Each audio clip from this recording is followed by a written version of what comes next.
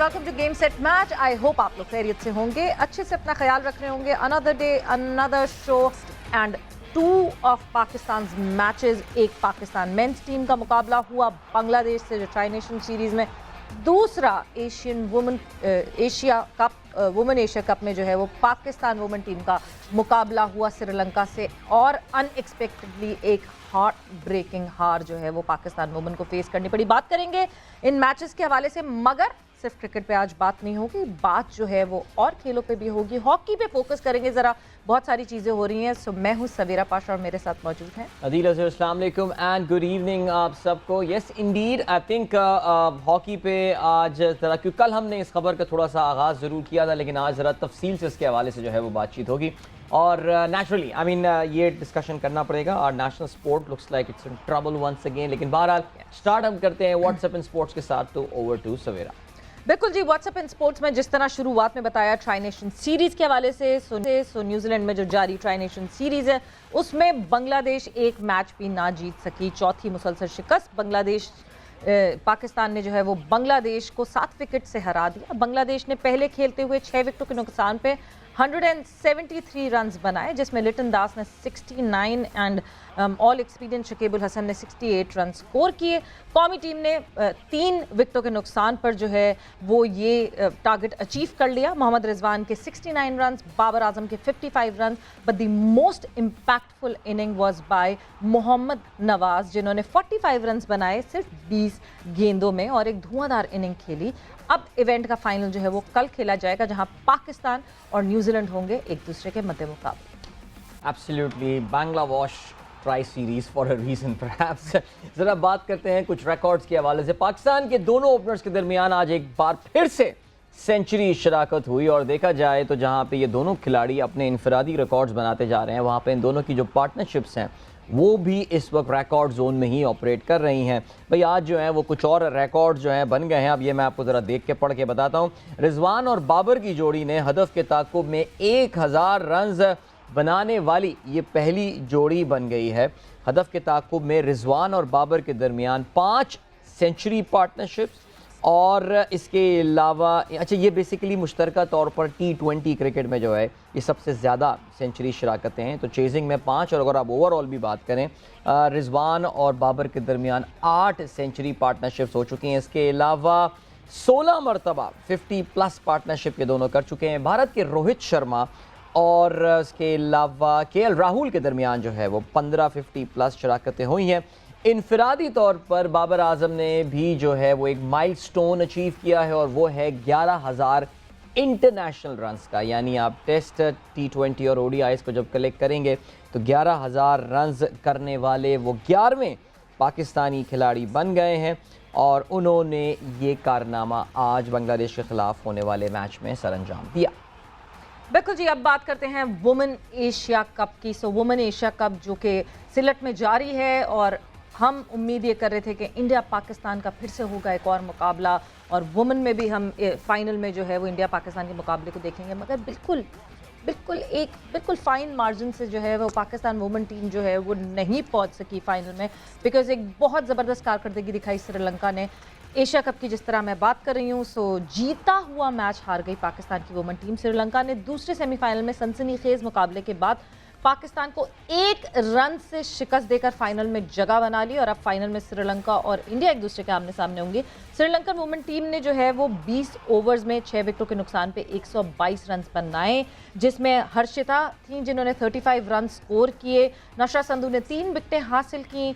हदफ के ताकुब में कौमी वुमेन टीम ने 6 विकेट के नुकसान पर 121 रन ही बनाए। सिर्फ कौमी टीम को आखिरी ओवर में 9 रन बनाने थे, जिसमें वो नाकाम रही। वुमेन्स एशिया कप का फाइनल हफ्ते को खेला जाएगा भारत और श्रीलंका के दरमियान। So this was it from WhatsApp in sports, but just 1 run. और सीरियसली आई मीन तकरीबन मैं कहूँगा आखिरी घंटा मैंने पूरा बैठ के जो है ना सवेरा वो देखा। विमेन क्रिकेट में मैं ज़रा बरसाती था सपोर्टर हूँ, सपोर्टर नहीं बरसाती व्यूअर हूँ। सपोर्टर तो खैर हम हमेशा ही होते हैं, और इस उम्मीद के साथ मैं ये देख रहा था कि इंडिया पाकिस्तान फाइनल होगा। लेकिन कुछ मिलती जुलती सिचुएशन मेंस एशिया कप वाली भी हो गई। वहाँ पे श्रीलंका ने इंडिया को बाहर कर दिया था, यहाँ पे पाकिस्तान को बाहर कर दिया।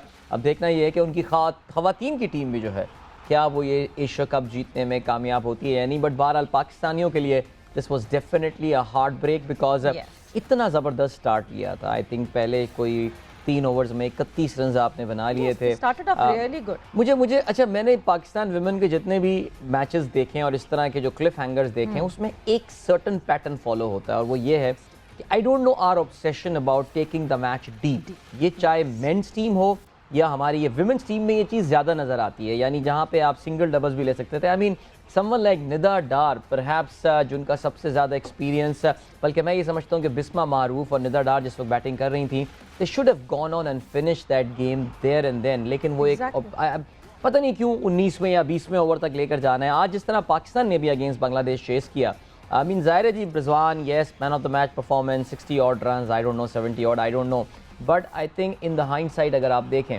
तो इस इनिंग के हवाले से बातचीत ज़रूर की जा सकती है। I think anyone in international cricket right now playing 51 deliveries, we expect them to score around 85-86 run, but Rizwan was 20 short of that thing.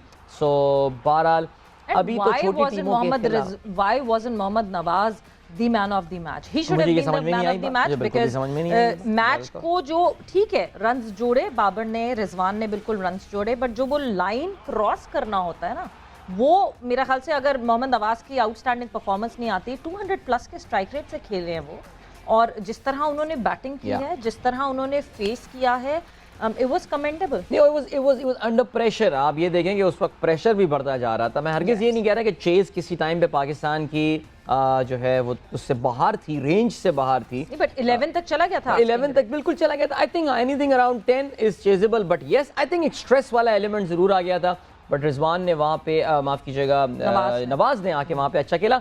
It's a silver lining इस मैच में। अगर आप कुछ देखना चाहें पाकिस्तान के लिए, वो डेफिनेटली नवाज की बैटिंग थी।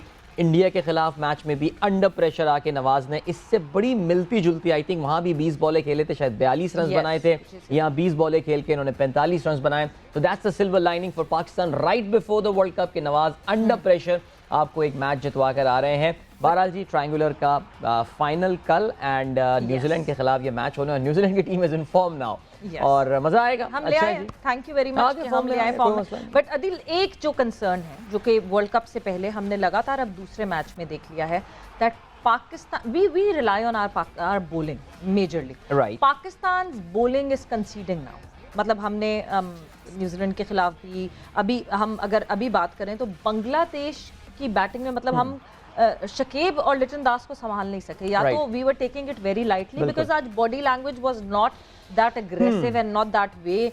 शायद डेड रबर को एक्चुअली डेड रबर की तरह ही ट्रीट कर रहे थे, तो चले सही है बिल्कुल। मगर उसके अलावा इतने रन्स बन जाना, पाकिस्तान की बॉलिंग पे हमें पता है बांग्लादेश नहीं है अभी उस तरीके की अपनी फॉर्म में, उस तरीके का नहीं खेल रहा बांग्लादेश।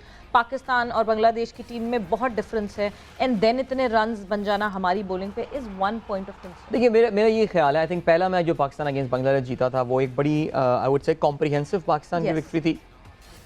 आज जो आपने बड़ा एक फेयर पॉइंट यहाँ पर आया, और वो ये आया कि पाकिस्तान की जो बॉडी लैंग्वेज आज के मैच में नज़र आ रही थी, वो शायद मुझे लग रहा है कि वाकई इसको वो डेड रबर लेके चल रहे थे। वो एनर्जी नज़र नहीं आ रही थी, इवन विकेट्स लेके जो आप सेलिब्रेट कर रहे होते हैं वो सेलिब्रेशन नज़र नहीं आ रही थी।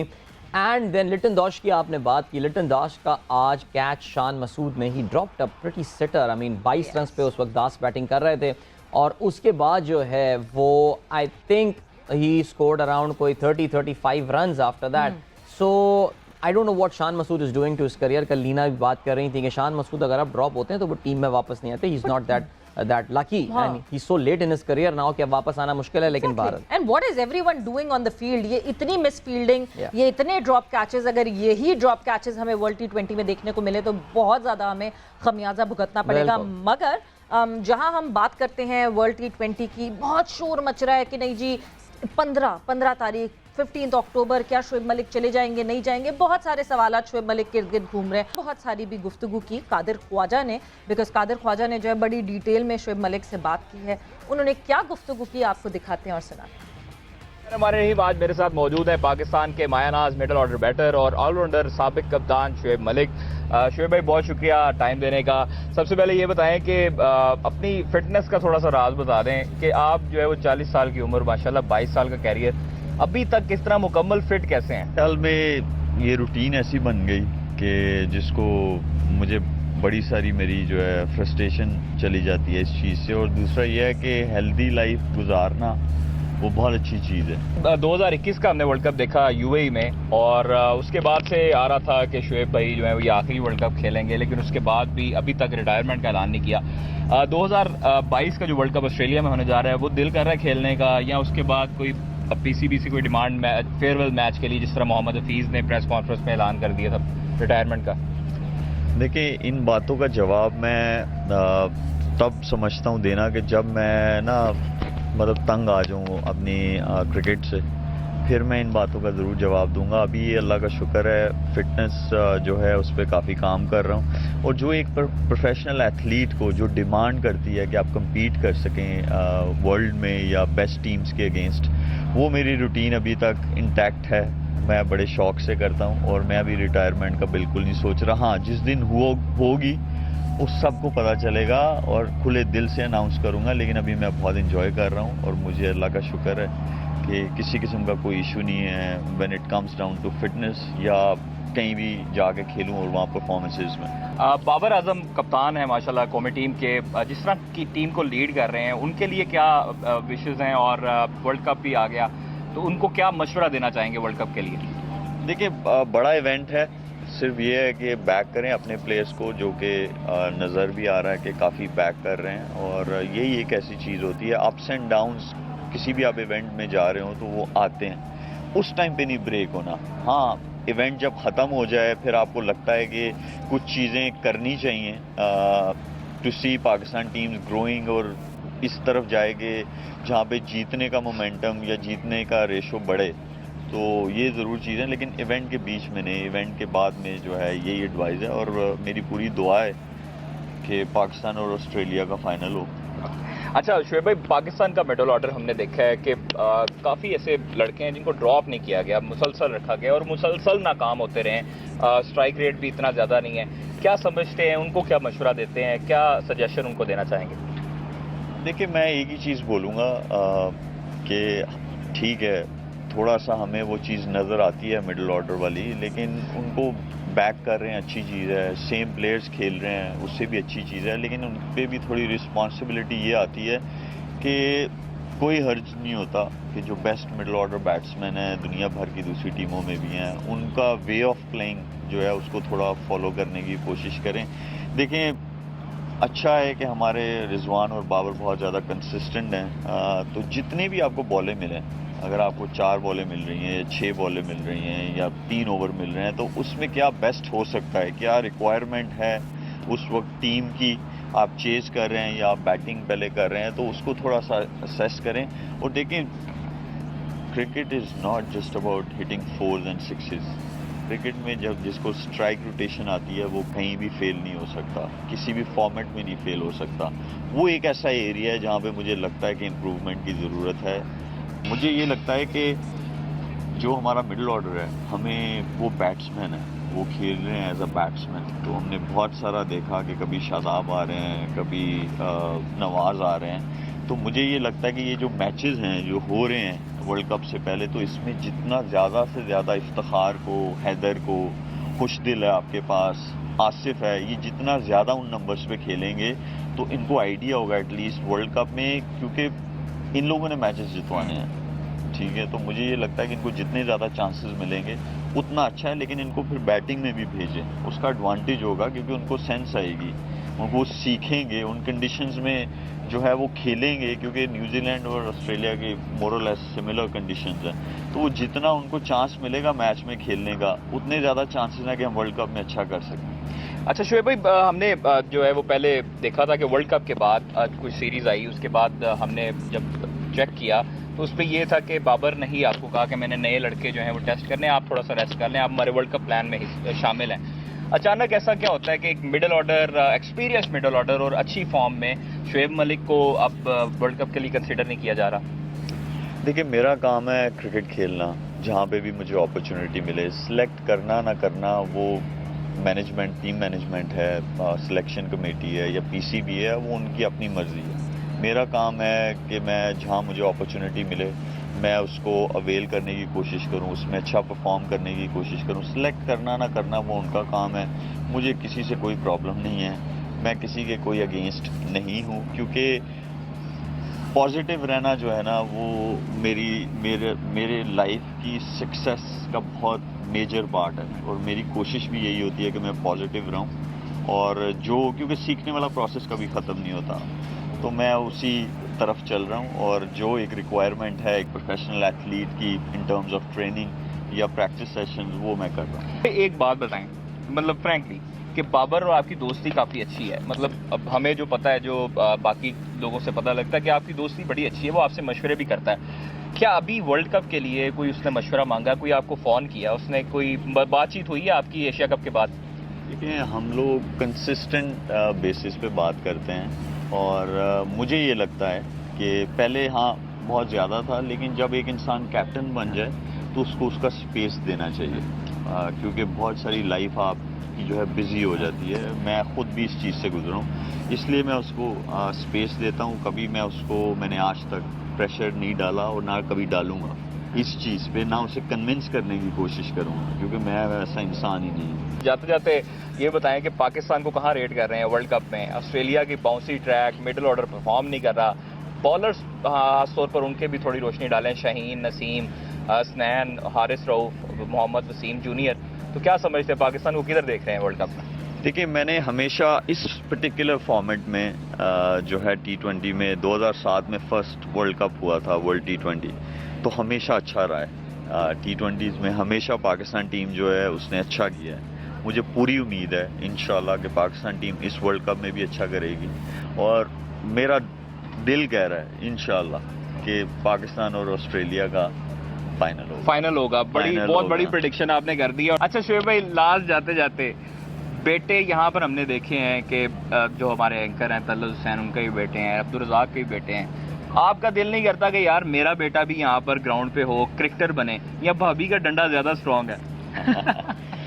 देखिए मैं अगर किन्हीं के बच्चे या जिनके भी बच्चे यहाँ पे इस इवेंट में खेल रहे हैं वो अच्छे हैं तो खेल रहे हैं, और हम लोग इस तरह जज करते हैं कि अगर किसी टेस्ट क्रिकेटर का बेटा है या किसी नॉन आदमी का कोई आ गया बेटा या बेटी खेलने के लिए तो सिफारिश बेसिस पे आया। बिल्कुल ऐसा नहीं है, इस कॉन्सेप्ट को हमें साइड पे रखना चाहिए। लेकिन ये रही बात मेरे बेटे की, तो सिर्फ उसके ऊपर है जो वो करना चाहता है। फिर भी आपका दिल तो करता होगा कि यार शोएब मलिक का बेटा जो है वो क्रिकेटर बने। अगर आप मेरी दिल की बात जानना चाहते हैं तो मैं नहीं चाहता कि वो कोई टीम गेम खेले। मैं नहीं चाहता वो कोई टीम गेम खेले, क्योंकि मेरा बेटा है, मैं नहीं उसे वो स्ट्रेस में देख सकता जो खुद स्ट्रेस में आप गुजर रहे हैं। नहीं, मैं बिल्कुल स्ट्रेस में नहीं हूँ। देखिए मैं हंसी वाला चेहरा आपको नजर आ रहा है। सिर्फ ये है कि मैं नहीं चाहता कि वो ऐसा करे, लेकिन ये है कि अगर वो क्रिकेट खेलना चाहेगा मैं उसको दिलो जान से सपोर्ट करूँगा और हाँ कभी उसकी सिफारिश नहीं करूँगा। जी, तो मतलब ये मज़ेदार आपने एक इंटरव्यू सुना शोएब मलिक का, एंड कोई स्पोर्ट्स ऐसा नहीं है उनके बेटे के लिए जो कि टीम गेम है। हाँ, मुझे बड़ी हैरानी हुई है, बिकॉज ये बात याद रहे दैट जो इंडिविजुअल स्पोर्ट होते हैं उनका अपना भी एक बड़ा साइकोलॉजिकल प्रेशर होता है। और टेनिस में अभी रिसेंटली हमें एक दो प्लेयर्स का पता चला है, they retired at a very young age, और उसकी रीज़न सिर्फ ये थी that they just could not cope up with the pressure that is out there. So लेकिन बहरहाल आई थिंक शोएब मलिक का is a sportsman himself and Sania is a sports person herself, so वो अनदुब समझते हैं सिचुएशन को बेहतर। आई थिंक एक फ्रस्ट्रेशन इस मैसेज में और इसमें नज़र आ रही थी शोएब मलिक की। और वो कहते हैं ना तुम इतना क्यों मुस्कुरा रहे हो, हाँ वो है जिसको छुपा रहे तो डेफिनेटली कुछ ना कुछ तो ज़ाहिर है मामला है। लेकिन आई think Shoaib still I think what a long career. I mean अगर आप देखें तो मेरा ये ख्याल है कि बड़ी खुशकिस्मती होती है किसी भी स्पोर्ट्समैन की कि इतना लंबा करियर देखे। और अब से कुछ महीने पहले वो हमारे ईद के प्रोग्राम में इसी स्टूडियो में मौजूद थे, और शोएब आज भी देखने में आप लोग 40+ लगते नहीं हैं। Looks like someone in early 30s and all. May be अगले 4-5 साल मजीद क्रिकेट खेल सकते हैं। बट या very interesting thought and specially हमारे कादिर साहब ने वैसे सारे सवाल पूछ लिए, बाबर वाला भी सवाल उन्होंने खास तौर से पूछा बिकॉज एक स्कूल ऑफ थॉट ये भी सवेरा कहता है ना दैट शोएब मलिक को वो शायद रिटायर होना चाहते थे पिछले साल, बट उनको कहा गया था कि you are in the plans अभी टीम के एंड ऑल, और बाज लोग ये कहते हैं कि बांग्लादेश नहीं जाएं, आप रेस्ट करें। जी बिल्कुल। उसके बाद फिर ऑस्ट्रेलिया के खिलाफ तो एक ही T20 है and then the plans changed और whatever happened, but this was the part के इनिशियली प्लान में शायद मुझे एक चीज अदील ये लगती है कि शायद Babar himself was not that confident कि whether he would be able to go further without Shoaib Malik, but now over the period of time maybe he realized कि ठीक है, let's dive in, let's go without experience, let's go without Shoaib Malik। मुझे नहीं पता if this thing ये बात जो थी ये शोएब मलिक के साथ डिस्कस हुई थी कि शोएब भाई I look at you as a mentor, और लेकिन मुझे अब I need to swim alone now in the water, ये वाला है सिलसिला। नहीं, अगर ये डिस्कस हुई होती तो he would have said it openly, because openly he has been saying on and on that Babar has been telling me that yes आप प्लान में हैं। बिल्कुल। तो फिर अगर ओपनली बात होती, या फिर बहुत दफा होता है हमारे साथ आके चीफ सिलेक्टर बैठे, आप स्ट्रेट फॉरवर्डली एक मैसेज क्यों नहीं देते अपने प्लेयर को कि अब बस now is the time that this player is not in our plans period. आप यहाँ पे रोक दें खिलाड़ी को कि वो भी ना अपने लिए ख्वाब बनाए थे। पाकिस्तान में अनफॉर्चुनेटली हमारे यहाँ क्रिकेट का ये एक बड़ा, बहुत कम क्रिकेटर ऐसे हैं सवेरा जो कि बहुत ही बाइज्जत तरीके से क्रिकेट छोड़कर गए हैं। उनको इवेंचुअली या तो ड्रॉप कर दिया जाता है या फिर कोई ना कोई नाराज़गियाँ उनकी हो जाती हैं। हमें तो कितने क्रिकेटर्स का पता ही नहीं चलता कि यार वो अभी तक, आप देखें ना, अब से कुछ 2-3 वर्ल्ड कप पहले तक कौम कहती थी इमरान नज़ीर को टीम में ले आओ वापस। यानी वो एक हमारी कौम का एक ऐसा ऑब्सेशन था कि कुछ भी हो इमरान नज़ीर, भाई वो उस हालत में नहीं है, वो नहीं क्रिकेट खेल सकते कुछ भी हो, बिकॉज ज़ाहिर है हमारे रिटायरमेंट का सीन नहीं है। और आई थिंक सवेरा it is got a lot to do with the culture of the country as well. खिलाड़ी क्योंकि हमारे यहाँ सिर्फ क्रिकेट खेलना जानता है। अब ये कोई न्यूजीलैंड वाला सिलसिला तो है नहीं ना कि विकेट कीपर से एक मैच में 4 कैचेस ड्रॉप हों और वो रिटायरमेंट का ऐलान कर दे। एडम गिलक्रिस्ट जिस वक्त रिटायर हुए थे उस वक्त वो अपनी कोई उनकी बैटिंग की फॉर्म या कुछ नहीं थी, but he had started dropping catches. और अगर ड्रॉपिंग कैच मेरे ख्याल से क्राइटेरिया किसी कीपर के रिटायरमेंट का होता तो हमारे यहाँ बहुत सारे क्रिकेटर शायद 4-5, बहुत सारे विकेट कीपर शायद 4-5 टेस्ट मैच ही खेल पाते, उसके बियॉन्ड नहीं जाते। I think it's a cultural issue. Generally हमारे यहाँ जो है वो क्रिकेटर्स रिस्पेक्टफुली नहीं जा रहे होते। रिसेंट टाइम्स में इट्स मोहम्मद हफीज जो कि जिन्होंने बड़ी रिस्पेक्टफुली अपनी रिटायरमेंट का ऐलान किया, और मोहम्मद हफीज ने जो है ही टुक हिज स्वीट टाइम, खेले वो आखिरी जो वर्ल्ड कप खेलने के बाद ही came in front of the media and he announced the retirement। वरना पास्ट में थोड़ा सा चली जाऊं तो आई रिमेंबर इंजमामुल हक जी।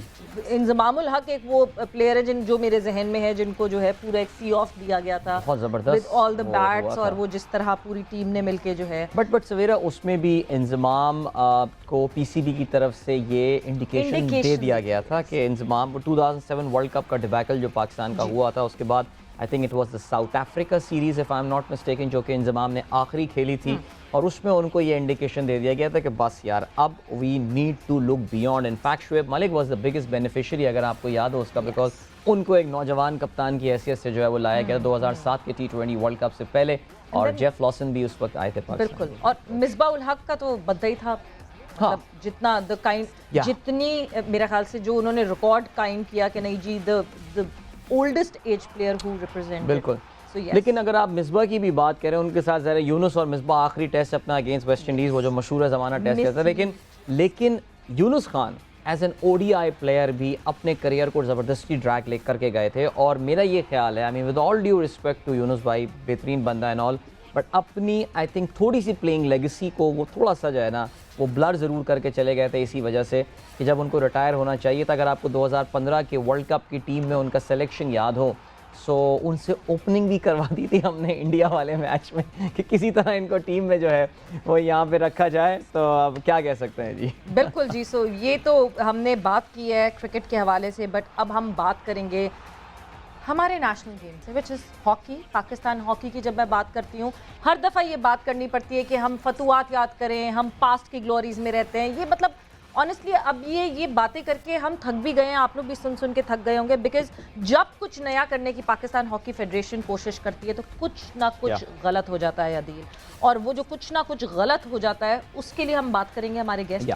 बिल्कुल, हमारे गेस्ट मौजूद हैं हमारे साथ, हैदर हुसैन हमारे साथ मौजूद हैं, एंड अभी recently he just one the election, but उसके बाद से जो है बहुत सारे सिलसिले, बहुत सारे मसले, बहुत सारे इश्यूज। तो the secretary of Pakistan hockey federation Haider हमारे साथ मौजूद हैं। हैदर हुसैन को मैं खुशामदीद कहती हूँ गेम सेट मैच में।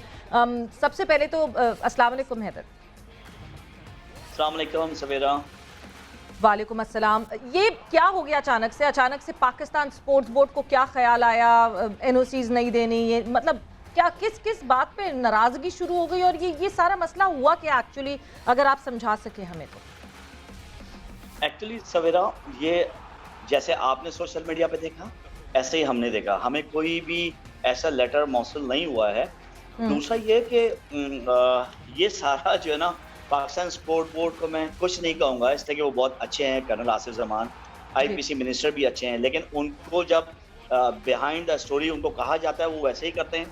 और जो लोग, मैं कह रहा हूँ कि प्राइम मिनिस्टर ने जो एक कमेटी बनाई है ख्वाजा आसिफ साहब की और दो लोग और हैं उस कमेटी में, तो उनको जैसा ब्रीफ किया जा रहा है वो लोग वही समझ रहे हैं। एक्चुअली जब पाकिस्तान हॉकी फेडरेशन का मौक़िफ़ आएगा, जब वो बुलाएंगे, जब उनके साथ बैठेंगे, तो फिर उनको सही हकीकत पता चलेगी। अभी तो उनको हकीकत ही नहीं पता।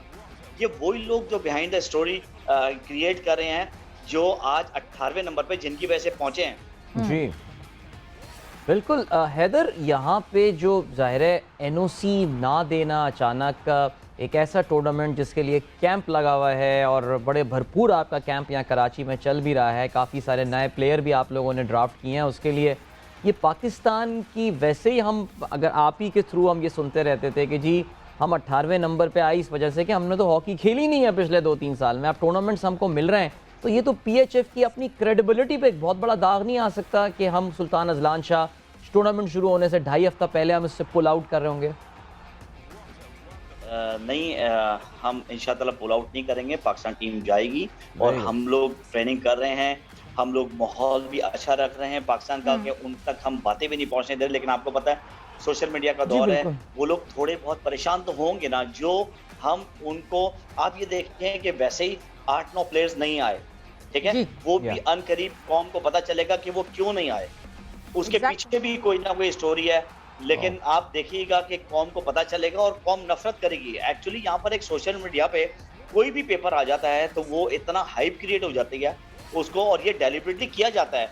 ये सिर्फ जो है इसको हॉकी गेम को डिक्लाइन वैसे ही है और जो है डिफेम किया जा रहा है, डेलिबरेटली किया जा रहा है। लेकिन जो कर रहे हैं मैं उनका कसूर इसलिए नहीं कहूँगा कि उनको जो ब्रीफ किया जा रहा है वो वही कर रहे हैं। और ये लेकिन जो चीज़ें होती हैं ये थोड़े अरसे बाद कौम के सामने आएंगी और आप खुद देखेंगे कि हकीकत क्या है। और हम लोग जैसे पाकिस्तान स्पोर्ट बोर्ड हमें ग्रांट देता है, हम उसे मानते हैं, लेकिन हमारा एक आइन है, हमारा एक आइन के थ्रू हम चलते हैं। प्राइम मिनिस्टर हमारे पैटर्न इन चीफ है। मैं ये समझ रहा हूँ शायद प्राइम मिनिस्टर को पता भी नहीं है।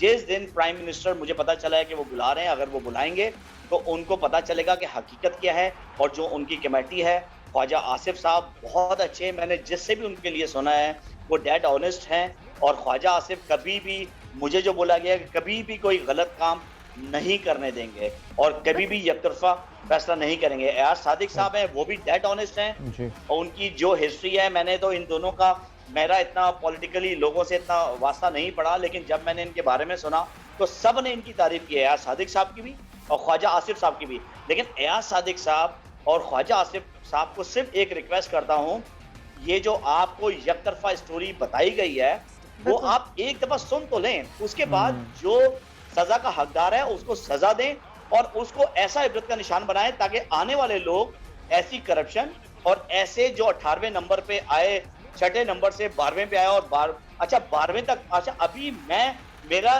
जो एनालिस्ट है वो ये है कि हम वर्ल्ड में, मैं समझता हूं कि अभी भी हमारे जो लड़के कॉमनवेल्थ गेम खेले हैं तो हम अभी भी 6 नंबर पे हैं।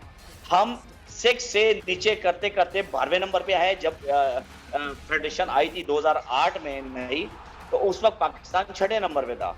उसके बाद गिरते गिरते 12वें पे आया और जब 12वें पे जब हमने प्रो लीग पे जाना था तो उधर हमने पाकिस्तान स्पोर्ट बोर्ड को लिखा था कि हमें फंड की ज़रूरत है, लेकिन फंड ना मिलने की वजह से यहाँ पर अब पॉइंट बेसिस हो गया है। और जैसे 12वें से हम 18वें पे आ गए। अब अगर खुदा ना खास्ता अगर अजलान शाह में टीम नहीं जाती तो आप सोचें 18वें पे बगैर खेले कहां जाएंगे हम। पाकिस्तान की कितनी बदनामी है, और मैं शहबाज शरीफ साहब से रिक्वेस्ट करता हूं इसको टेकअप करें, इस केस को, और लें, सुने, पाकिस्तान हॉकी फेडरेशन का मौकिफ सुने। और हैदर दोनों साइड की कहानी सुननी चाहिए, दोनों साइड की जो रियलिटी है वो सुननी चाहिए। और जब हम कहते हैं ना कि डेमोक्रेसी, तो जब डेमोक्रेसी की बात करते हैं तो फिर जब इलेक्शंस हुए एक चीज़ के, तो डेमोक्रेसी पे डेफिनेटली फिर ये देखना चाहिए कि क्यों हम इस डेमोक्रेसी को फिर एडहॉक की तरफ लेकर जा रहे हैं। बट हमारे साथ जो है इस वक्त vice president Pakistan hockey major general retired Tariq Suri साहब ने, मोहम्मद तारिक सूरी साहब ने भी ज्वाइन इन किया है, फ़ोन लाइन पर हमारे साथ मौजूद हैं। तारिक सूरी साहब, आपसे भी मैं जानना चाहूँगी कि मतलब ये एक्चुअली पाकिस्तान स्पोर्ट्स बोर्ड, एक सुप्रीम कोर्ट का ऑर्डर भी आया हुआ है कि Pakistan hockey federation Pakistan sports board के अंडर नहीं आती, क्या ये बात सही है? सबसे पहले तो अच्छा, अस्सलाम वालेकुम। वालेकुम अस्सलाम। Thank you very much for taking me on board on this subject. मेरा सवाल बेसिकली ये है कि सुप्रीम कोर्ट जाने की हमें जरूरत क्यों पेश आई? जी, पहली बात तो ये है। तो ये कुछ ऐसा इतना बड़ा इशू नहीं था कि इसमें सुप्रीम कोर्ट जैसा इदारे को इन्वॉल्व किया जाए। ठीक है, ये छोटी छोटी बातें हैं। हमारा जो कॉन्स्टिट्यूशन है वो जब हमें रजिस्टर्ड किया गया पीएचएफ को, उस वक्त ये कॉन्स्टिट्यूशन अप्रूव किया गया। और आज सुबह भी मैंने किसी चैनल को कहा है कि हम ऑटोनॉमी उस बेस्ड ऑन दैट कॉन्स्टिट्यूशन जो कि ऑलरेडी अप्रूव्ड है विद अ हायर अथॉरिटी, हम उस कॉन्स्टिट्यूशन के अंदर रहकर हम काम करना चाहते हैं और काम कर रहे हैं। हमें इतनी सी ऑटोनॉमी चाहिए, नंबर 1। नंबर 2, अब ये जो सुप्रीम कोर्ट का जो भी फैसला है या जो भी हमारा कॉन्स्टिट्यूशन है या हमारे हमारी जो कांग्रेस है उसने अपने अथराइज्ड लिमिट के अंदर जो भी फैसले लिए हुए हैं, उनके ऊपर अगर कोई डिस्कशन करनी है तो जिस तरह पहले भी ये बात हो रही है, उसके लिए फोरम ऐसा नहीं है कि मैं एक टीवी चैनल पे बैठ जाऊं या मैं सोशल मीडिया के थ्रू खतो किताबत शुरू कर दूं या कमेंट्री शुरू कर दूं। जी, आप पाकिस्तान स्पोर्ट्स बोर्ड को बुलाइए कि ये कोर्ट का डिसीजन क्या कह रहा है और आप क्या चाहते हैं। ये गवर्नमेंट के मतलब दो पाकिस्तान के इदारे हैं यार, ये कोई ऐसी बात नहीं है कि हमने कोई जंग शुरू कर दी है। We want to just promote our game and the game of hockey. आप यकीन करें, मेरा किसी उससे कोई ताल्लुक नहीं है, किसी ऐसे पॉलिटिकल इदारे से कोई ताल्लुक नहीं है, but we are just the hockey lovers. मतलब ये हैदर भी आपके साथ यहाँ बैठे हुए हैं, हम अपने हॉकी के दर्द के लिए यहाँ बैठे हुए हैं और वही जंग हम लड़ रहे हैं कि भाई इसको छोड़ो, कोर्ट मत खेलो, आओ बैठ के बात करो और खत्म करो बात को यार। क्यों हम इसको, इंटरनेशनल इशू तो नहीं है ना ये कि अजलान शाह में हमें नहीं जाने दिया जा रहा। मैं कोई बाहर के कोई मतलब इजराइल के लोग लेके जा रहा हूँ या इंडिया की टीम लेकर जा रहा हूँ या अफगानिस्तान की टीम में लेके जा रहा हूँ। पाकिस्तान के बच्चे हैं, उनको एक्सपोजर मिलेगा। जो भी है नंबर 18वां 12वां जो भी है, मैं इस पे नहीं जा रहा। तो खेलेंगे तो 18वें से 8 पे आएंगे, 8 से नंबर 1 पे आएंगे इंशाअल्लाह। तारिक साहब, रीजन क्या समझ में आती है? लाइक अभी तो इलेक्शंस हुए हैं। अच्छा, मुझे ये भी याद आ रहा है हैदर, आप भी हमारे प्रोग्राम में होते थे, जिस ज़माने में इलेक्शन हुए थे उस वक्त भी कुछ चमगोइयाँ होनी शुरू हुई थी कि जी स्पोर्ट्स बोर्ड की तरफ से वो मुतमईन नहीं है इन इलेक्शन से, क्या हो रहा है आपका, जबकि पूरा प्रोसेस जो है वो इलेक्शन कमीशन ऑफ पाकिस्तान ने वेट भी किया था और उसकी तरफ से ये सारा अप्रूव भी था। सूरी साहब, वजूहात क्या समझ में आती है? अभी आपकी स्क्रीन पे जो है, ये हम एक स्क्रीनशॉट जो दिखा रहे हैं, ये आप ये सुप्रीम कोर्ट का जो है वो लेटर है। जी हाँ, ये सुप्रीम कोर्ट की तरफ से किसी ऑर्डर का ये एक पैराग्राफ वर्डिक्ट है जिसमें जो है बताया जा रहा है कि Pakistan hockey federation is not directly under Pakistan sports board. ये वो जो वो फैसला, ये बेसिकली एक वॉलीबॉल, पाकिस्तान वॉलीबॉल फेडरेशन का केस था। जी फरमाइए सूरी साहब। 3 फेडरेशन का केस था ये। जी, और मैं आपसे रिक्वेस्ट ये करूंगा कि ये इसको इस तरह डिस्प्ले ना कीजिए प्लीज, ये बहुत सीरियस मैटर है ना, इसको इस तरह डिस्प्ले ना कीजिए। इसको हम जाएं और हम बैठ के उनसे बात करें इसके ऊपर। जहां तक इलेक्शन की बात है, election with in the framework of the constitution election करवाए गए। उस इलेक्शन का जो भी रिजल्ट आया और जितनी टर्न आउट था इस इलेक्शन में, वो जी मेरे हाँ। ख्याल में हिस्टोरिकल टर्न आउट था इस इलेक्शन में, और वो इलेक्शन हुआ, उसका रिजल्ट है वो अनाउंस हुआ, और उस अनाउंस को अब वो इलेक्शन जो हमारे यहाँ रिवाज चल पड़ा है कि बस मैं ना मानूं कि जी इलेक्शन को मैं नहीं मानता, मतलब सारी दुनिया मान रही है, और those who mattered they have accepted this election. तो अब आके मतलब एक और ऑर्गेनाइजेशन उठ के आ जाए जिसका कंसर्न कोई नहीं है कि जी मैं सुनील साहब, आपके कौन इलेक्शन को नहीं मान रहा? मानता। ये पाकिस्तान स्पोर्ट्स बोर्ड की आप तरफ हवाला कर रहे हैं कि वो ये कह रहे हैं कि मैं नहीं मानता इस इलेक्शन को, या आपको लगता है कि जी देखिए अब फिर वही बात कि मैं भी मतलब मीडिया से सुन के शुरू में ये हुआ कि नहीं मानता, जब हमारी ओलंपिक एसोसिएशन ने एक्सेप्ट कर लिया तो दैट्स इट। अब हम कितने लोगों को जवाब दें? मैंने सुबह भी ये बात की है कि हम कितने लोगों को जवाब दें हैं। अगर आप बात कर रहे हैं कि जी हमें वो ग्रांट देते हैं, फाइन, तो फिर मेरा सबसे बड़ा बॉस जो है ना वो सिंध गवर्नमेंट है, क्योंकि जितना सिंध गवर्नमेंट जितनी बड़ी ग्रांट मुझे कंसिस्टेंटली दे रहा है, तो मेरी सिंध गवर्नमेंट जो है ना वो मेरा बॉस है, क्योंकि वो पैसे सबसे ज्यादा दे रहा है। अब वो जो जितने ज्यादा पैसे दे मैं तो उसकी तरफ चला जाऊंगा और वो उसको मैं अपना बॉस मान लूंगा। तो अब ये 30-35 lakh Haider would give the exact figure के कितने पैसे दिए गए हैं। ये 30-35 लाख में तो एक टूर, क्या हमारा कराची से लाहौर का टूर नहीं होता यार, एक टीम का कैंप नहीं लग सकता सर। कैंप जो हमारा 1 महीने का लगता है वो भी 60 लाख रुपए का लगता है।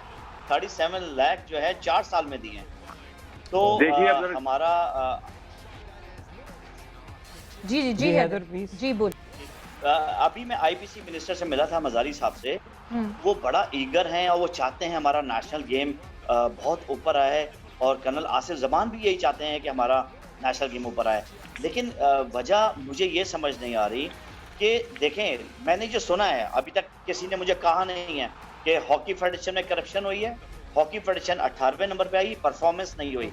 तो जो भी हमारे जो ताकतवर हजरात हैं, जो भी इस गवर्नमेंट में हैं, उनको ये चाहिए कि पहले पता करें कि ये जो है हुआ क्या है। फ्रांजिक ऑडिट हुआ है, उसके पैरे हैं, तो वो क्लियर हो चुके हैं कि नहीं हो चुके। कुछ चीजें उनको भी पता चली होंगी, लेकिन आज जो ये सारा मलबा जो हमारे प्रेसिडेंट ब्रिगेडियर खालिद सज्जाद खोकर साहब पे डाल रहे हैं, ब्रिगेडियर खालिद सज्जाद खोकर, मैं उन्हें पर्सनली जानता हूं, और उन्होंने जितना फ्री हैंड इन जो भी इनके साथ काम करता है उसको वो फ्री हैंड देते हैं। जैसे कि जब मैं आया एक्टिंग चार्ज था मेरे पास, तो उन्होंने फ्री हैंड दिया और उन्होंने बोला कि हैदर ईमानदारी से काम करना, 1 महीना तुम्हारे पास है, जो गलत है उसको गलत कहना, जो सही है उसको सही कहना। किसी चीज में उन्होंने इंटरफेरेंस नहीं की। उनके भाई भी थे जो कर्नल आसिफ, जो सेक्रेटरी पंजाब हॉकी एसोसिएशन थे, उनको भी अगर उन्होंने कहा था कि वो भी अगर गलत करें तो कोई भी बात किसी की भी गलत नहीं मानना। तो हम जो ये कहते हैं, जो मैंने सुना है, ये मैंने मतलब स्पेकुलेशन मैं कर रहा हूँ और सुनी सुनाई बात कर रहा हूँ। बट हैदर, कता कलामी की माफी, एक चीज मैं फिर से आपसे क्लियर करना चाहता हूँ। आपने शुरू में एक बात की कि जिस तरह आप लोगों को सोशल मीडिया से पता चला है कि ये सब हो रहा है, उस तरह आपको भी सोशल मीडिया से पता चला है, यानी कोई ऑफिशियल लेटर अभी तक पाकिस्तान हॉकी फेडरेशन के हेडक्वार्टर्स में नहीं आया? नहीं, ये वाला लेटर नहीं आया। और दूसरा ये, जिस हवाला उन्होंने दिया है अक्टूबर का लेटर के एनओसी मांगी पाकिस्तान हॉकी फेडरेशन, वो अक्टूबर में हमने ट्रेनर मांगा था। तो मुझे तो अभी ये भी नहीं समझ आ रहा कि एक लेटर पाकिस्तान स्पोर्ट बोर्ड का आता है कि आप इलेक्शन नहीं कराएंगे इसलिए कि उनके कॉन्स्टिट्यूशन पे काम हो रहा है। फिर दूसरा लेटर आता है कि आपने इलेक्शन क्यों नहीं कराए, और वो जो है आपने जो है टाइम फ्रेम ऊपर हो गया। फिर इलेक्शन आता है कि आप इलेक्शन रोक दें, आप डिनोटिफाई हो गए। फिर उसके बाद एक लेटर आता है कि ब्रिगेडियर खालिद सज्जाद खोकर, रेहान भट्ट और नासिर अली और एक स्पोर्ट बोर्ड का बंदा वो इलेक्शन कराएगा। अभी तक मेरे ख्याल से स्पोर्ट बोर्ड किसी के प्रेशर में है। स्पोर्ट बोर्ड ऐसे एग्जाम करना नहीं चाहिए, लेकिन किसके प्रेशर में है मुझे नहीं पता। कर्नल आसिफ जमान बहुत अच्छे इंसान हैं और बहुत इनके बारे में सुना है, बहुत इन्होंने काम किया है, लेकिन किसका प्रेशर है अब इन्होंने आगे खुद जवाब देना है। हम ये चाहते हैं, एक और सवेरा मैं ये बात करना चाहता हूँ, देखें घरों में भी लड़ाई होती है। हम ये चाहते हैं कि अगर कोई भी रंजिश है, कोई प्रॉब्लम है, तो वो आपस में बैठ के करें, बुलाएं, कमरे में करें। ये रोड पे करना, सोशल मीडिया पे करना, या बच्चों को इन्वॉल्व करना, ये हमारे बच्चे हैं जो पाकिस्तान टीम में, अगर आप एग्जैक्टली इनको टेबल पे डिस्टर्ब बैठ करेंगे के तो क्या बात करें ना, performance कौन देगी? से मसले सॉल्व नहीं होते टेबल पे Exactly. बैठ के। हमने Exactly. कोशिश की वो थी लोग कर्नल तो आसिफ बार-बार जमान मिले से, जा रहे हैं। हैदर हमने कोशिश की थी कर्नल आसिफ जमान से कांटेक्ट करने के लिए, but right now he is in the meeting. वही मीटिंग जो ये फैसला कर रही है, अभी सारी गुफ्तगू इसी बारे में हो रही है, उसी मीटिंग में वो मौजूद हैं जहां पे जो है अभी नहीं, मुझे तो बड़ी हैरत है कि उस मीटिंग में क्या पाकिस्तान हॉकी फेडरेशन का कोई नुमाइंदा मौजूद नहीं है। पीएचएफ की गैर मौजूदगी में पीएचएफ के मुस्तकबिल के फैसले किए जा रहे हैं। बहरहाल ये काफ़ी परेशान कुन सूरत हाल है। हैदर, हमारी दुआएं आपके साथ हैं। We know you have a plan, we know आप लेजिटिमेटली इलेक्ट होकर आए हैं। बहुत एक कॉम्प्रिहेंसिव प्रोसेस जो कि हम शायद इसलिए कॉन्फिडेंस से कह रहे हैं बिकॉज हमारे प्रोग्राम में right from the very start हम इसको बड़ा क्लोजली फॉलो अप करते रहे और हमारी दुआएं आपके साथ। जी देखें, प्राइम मिनिस्टर जो हमारे पैटर्न इन चीफ है, उनको भी जब इख्तियार है, उनको ये इख्तियार है कि अगर ये फिल इन द वैकेंसी है तो वो उसको इम्प्लीमेंट कर सकते हैं, एडहॉक नहीं लगा सकते। इसलिए कि हमारा एक कुरम है, 100 से ज्यादा हमारे कांग्रेस मेंबर हैं, वो उनको भी पता है प्राइम मिनिस्टर साहब को, और हमारा कॉन्स्टिट्यूशन भी सारी चीजें है ना। अगर हम आईन ही को नहीं मानते तो फिर इसका मतलब Pakistan hockey federation null and void है। तो हम अपने आइन पे चल रहे हैं। हमारे एग्जीक्यूटिव बोर्ड का इजलास सैटरडे को होने जा रहा है। इंशाअल्लाह ताला बड़े फैसले लिए जा रहे हैं और आगे मुस्तकबिल के लिए। अभी आप देखें कि स्पोर्ट बोर्ड पैसा दे नहीं रहा, प्राइवेट सेक्टर को हम बुलाएं तो वो कहेंगे कि यार स्पोर्ट बोर्ड नहीं मानता, तो हम खड़े हुए कहाँ हैं? मतलब ये चाह क्या रहे हैं? कौमी खेल, या तो कौमी खेल हटा दें आप इस नाम से, कौमी खेल के साथ ये इतनी बड़ी ज्यादती। मुझे सिर्फ ये कह रहा हूं कि इनको ऑडिट भी कराना चाहिए, इनको सारी इन्वेस्टिगेशन भी करानी चाहिए, बिल्कुल कराएं। उस कमेटी का काम है, हर पाकिस्तानी का काम है, सिर्फ ख्वाजा आसिफ का नहीं, हर पाकिस्तानी खड़े हो, जो गलत है उसकी एफआईआर भी कटाए, उसको कैफे किरदार तक उसको पहुंचाना चाहिए। जब तक इबरत का निशान नहीं बनेगा वो शख्स, जो भी कल्प्रेट हैं, तो फिर आने वाला इसी तरह करप्शन करता रहेगा और उसको 100% दुनिया के सामने लेके आना चाहिए। जितना बड़ा खिलाड़ी है, जरूरी नहीं वो उतना बड़ा इंसान भी हो। मैं नहीं कहना चाहता, हमारा नेशनल चैनल है, मैं कुछ चीजें नहीं कहना चाहता, लेकिन कब तक ये छुपी रहेंगी? जब ये बुलाई जाएगी गवर्नमेंट। शहबाज शरीफ से मैं फिर रिक्वेस्ट करता हूं, वो बहुत अच्छे इंसान है, बहुत डेडिकेटेड है, इतना काम वो करते हैं, 20-20 घंटे काम करते हैं, हमने उनको खुद रोडों पे देखा है। शहबाज शरीफ साहब को मैं रिक्वेस्ट करता हूं, शहबाज शरीफ साहब से, कि पाकिस्तान हॉकी फेडरेशन की कमेटी को बुलाना चाहिए और उससे पूछना चाहिए कि ये हो क्या रहा है। ये जिस तरह कौमी खेल को बदनाम किया जा रहा है, जिसमें किसी का हाथ नहीं है। मैं नहीं मानता स्पोर्ट बोर्ड के कर्नल साहब को, मैं नहीं मानता एहसान मजारी साहब को, मैं नहीं मानता ख्वाजा आसिफ को, मैं नहीं मानता एयाज सादिक को। इसलिए कि इनको तो पता ही नहीं है, इनको जो बोला गया है वो इन्होंने कर दिया। हमारे ऑफिस में सारा रिकॉर्ड मौजूद है और कुछ रिकॉर्ड गायब भी हुए हैं जो मैंने देखा है। तो मैं, जब वो बुलाएंगे तो उसके बाद जो हमारी कमेटी जाएगी वो पेश करेगी, फिर दूध का दूध, पानी का पानी कौम के सामने आएगा। लेकिन मेरा ये फर्ज नहीं है कि हमारी कोई गलतियां हम कौम के सामने लेके आए और ये बच्चों के सामने लेके आए। ये एक कमरे में बैठ के सारी चीजें होनी चाहिए। जी तारिक साहब, आप क्या ऐड इन करना चाहते हैं? देखिए, इसमें दो बातें हैं। एक तो मैं वो जरूर रेफर करना चाहूंगा कि 2 दिन पहले जो डिसीजन हुआ है, जो डिसीजन कम्युनिकेट हुआ है from the prime minister who is pattern in chief, तो जो डिपार्टमेंट्स को अलाउ किया है कि आप स्पोर्ट्स को प्रमोट करें, and hockey is one of the important sports in Pakistan.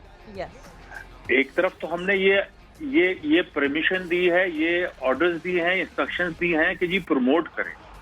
दूसरी तरफ ये स्पोर्ट्स बोर्ड ने, जो कि गवर्नमेंट की फंक्शनरी है, उसने ये पॉइंट उठा दिया कि एनओसी नहीं है या ग्रांट नहीं है। ये दोनों आपस में एक दूसरे को कंट्रडिक्ट कर रहे हैं एक्शन। तो इसको हमें जरूर इसमें हमें इसको सॉफन अप करना चाहिए और इसको हमें डीकन्फ्लिक्ट करना चाहिए इस पूरे इशू को, बिकॉज ये 2 डायरेक्शनल डिसीजन आ रहे हैं, या 2 डायरेक्शनल, मैं कहूंगा ये डिसीजन हमें कम्युनिकेट हो रहे हैं, नंबर 1। नंबर 2, ये जो ऑडिट की जो एक प्ली ली जा रही है कि जी ये करप्शन हुई है, फाइन करप्शन हुई है, ऑडिट पैराज हैं, ओके फाइन होंगे, उसका जो भी तरीकाकार है जो कि गवर्नमेंट ऑफ पाकिस्तान के तमाम डिपार्टमेंट में फॉलो किया जाता है कि ऑडिट पैरा आ गए, ऑडिट पैरा का जितना वॉल्यूम ऑफ अमाउंट या जितना अमाउंट होता है उसके हिसाब से उसकी ग्रेडिंग की जाती है और उसको ग्रेडिंग के साथ उसको फॉलो किया जाता है कि कहाँ इसकी सेटलमेंट हो। राइट, बिल्कुल बिल्कुल, थैंक यू। जी फरमाइए सर। हाँ, तो उसकी सेटलमेंट भी होती रहे, लेकिन इसमें उस ऑर्गेनाइजेशन का काम बंद नहीं कर दिया जाता। बिल्कुल, कि अब फ्यूचर में कोई काम नहीं होगा जब तक ये ऑडिट पैरा सेटल नहीं होता। आप Right. दोनों कराएं, आप थर्ड पार्टी ऑडिट करवाइए, बिल्कुल फेयर एंड ट्रांसपेरेंट ऑडिट करवाएं, और जो भी लोग जिम्मेदार हैं उनको एक दफा कैफे किरदार तक पहुंचाएं ताकि आइंदा आने वालों की हिम्मत ना। Thank you. और प्लेयर्स को खेलने दें, मतलब आप जो कर रहे हैं बैक एंड पे ऑफिसेज में जो हो रहा है वो होता रहे, प्लेयर्स को खेलने दें, प्लेयर्स को ना इस सारी पॉलिटिक्स में पढ़ने की कोशिश है। कोई जरूरत नहीं है कि प्लेयर्स जो हैं उनको रोका जाए किसी भी टूर्नामेंट में पार्टिसिपेट करने से या इवेंट पे। बट आप लोगों का बहुत बहुत शरीफ साहब थे जी जी जी अरे अनफॉर्चुनेटली यहाँ पे हैदर थैंक यू बिल्कुल, सो ये मच disconnect एंड सूरी साहब का Thank बहुत you. शुक्रिया। Yes. सवेरा पता है ये जो एडहॉकिज्म है ना, ये हाँ. पहले भी हमारे फेडरेशंस को हॉकी में भी लगता है, पीसीबी में एक जमाने में एडहॉकिज्म आ चुका है, इससे और नुकसान ही होता है खेलों का। Exactly. और अभी जब हम प्लेयर्स के खेलने Yeah. की बात कर रहे Yeah. हैं तो खिजर वहाँ मौजूद हैं जहाँ पे कैंप लगा सुल्तान अजलान शाह कप का, और खिजर वहाँ पे मौजूद हैं, यानी players are preparing for this event. और उसके बाद इस तरह की खबरें आना बहुत ज़्यादा डीमोटिवेटिंग हो जाता है प्लेयर्स के लिए। खिजर ने हमें ज्वाइन इन कर लिया। खिजर, आप के पास क्या खबरें?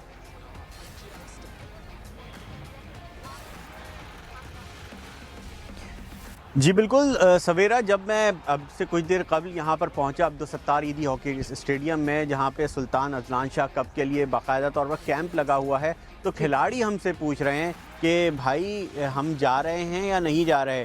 तो मैंने कहा कि आप क्या कहना चाहेंगे कि आप जा रहे हैं? तो कह रहे हैं हम तो यहाँ पे आए इसीलिए हैं कि हम खेलने जाएं। तो अजीब सी सूरत हाल है कि हम ये रिपोर्ट पता नहीं कब से कर रहे हैं कि कोई भी इवेंट आ रहा होता है, कोई भी टूर्नामेंट आने वाला होता है, तो पाकिस्तान हॉकी फेडरेशन या तो कशकोल लेकर जा रही होती है कि आप हमें फ़ंड दे दें, या फिर पाकिस्तान हॉकी जो है वो उस टूर को कर ही नहीं पाती। अभी जो है पाकिस्तान टीम इसलिए उसकी रैंकिंग नीचे नहीं आई कि खुदा न खास्ता वो बहुत ज़्यादा हारी है, बल्कि बहुत सारे टूर्नामेंट पाकिस्तान टीम खेल नहीं सकी। प्रो लीग का इवेंट है जहाँ पे गवर्नमेंट ने उन्हें फ़ंड नहीं दिया, पाकिस्तान हॉकी फेडरेशन को टीम वहाँ पर नहीं जा सकी। आप 12वें से 18वें नंबर पे आ गए। 1996 में एक जो है वो पॉलिटिक्स हुई थी, बगावत हुई थी, उसके बाद से लेकर 98 से 2008 तक ग्रेजुअली हम इतने नीचे आए कि हम 12वें नंबर पे आके 13वें नंबर पे अटक गए। अब सूरत हाल ये है कि पाकिस्तान हॉकी दुनिया में 18वें नंबर पर आ गई है। यहाँ पर जो प्लेयर्स हैं उनका मोराल खेलने की हद तक तो बहुत हाई है, मगर उनको अभी भी वो शशोपंज में मुब्तला है कि गवर्नमेंट की तरफ से कुछ बातें आ रही हैं। पाकिस्तान स्पोर्ट्स बोर्ड के जो ज़राए हैं उनसे जब मेरी बात हुई तो उन्होंने कहा कि पहले ऑडिट होगा, करप्शन हुई है पिछली मैनेजमेंट में, इनकी कोई रैंकिंग नहीं है। तो मैंने उनसे कहा कि जनाब जब रैंकिंग इसी वजह से नहीं है कि हम हॉकी खेल ही नहीं रहे तो हम जो है नीचे आते जा रहे हैं। तो उनका कहना था कि पहले इंक्वायरी होनी चाहिए, फिर जो है वो अगले टूर का जो है प्लान होना चाहिए। मतलब उनकी तरफ से ये कहा जा रहा है कि पहले इंक्वायरी कर लें, ऑडिट कर लें, फिर प्लेयर्स के बारे में सोचें। वेरी वेरी सैड खिजर, बहुत बहुत शुक्रिया हमें अपडेट करने के लिए, बहुत बहुत शुक्रिया। Such a sad affair this is. Case study हमारी आंखों के सामने कुछ दिनों पहले अदील ये बात कर रहे थे, नहीं जी वो तो हम तो लीग तक जाने की अब सोच रहे हैं। और अभी स्टेबिलिटी जो है वो, अगर एक मैनेजमेंट में स्टेबिलिटी नहीं आ रही है, प्लेयर्स को खेलने का मौका नहीं मिल रहा है, प्लेयर्स को एनओसी नहीं मिल रही है कि वो रिप्रेजेंट कर सके पाकिस्तान को किसी इवेंट में। प्लेयर्स हमारे खिजर हमारे नुमाइंदे से पूछ रहे हैं कि हम जा रहे हैं या नहीं जा रहे हैं, लेकिन वाकई it was a very depressing episode seriously. और आपने ये देखा कि पीएचएफ के जो अहदेदारान हैं वो literally they were pleading to the prime minister कि भैया हमारी भी बात सुन लो और हमें कुछ बोलने का तो मौका दे दो। सुनी सुनाई बातों पे बराए मेहरबानी डिसीजन ना लें। अभी कोई इस्लामाबाद में इंपॉर्टेंट मीटिंग हो रही है और वहाँ पीएचएफ का नुमाइंदा मौजूद नहीं है, तो आप सोच सकते हैं। बहरहाल जी, प्रोग्राम हमारा ख़त्म होता है कल। Of course we'll get back to cricket once again, because हमारे पास ट्रायंगुलर सीरीज़ के फाइनल का रिजल्ट होगा and we wish our team all the very best. Pakistan के लिए एक ऑफिशियल मैच में तैयारी का ये आखिरी होगा मौका, बिकॉज संडे से वर्ल्ड कप का मेन राउंड तो नहीं, अभी जो क्वालिफिकेशन का राउंड है वो शुरू हो रहा होगा। So good luck to Pakistan team and good luck to all of us. In fact इंशाल्लाह आपसे मुलाकात हमारी होगी कल एक बार फिर गेम सेट मैच में। अदील और सवेरा को इजाज़त दीजिए। Good bye, God bless and अल्लाह हाफिज़।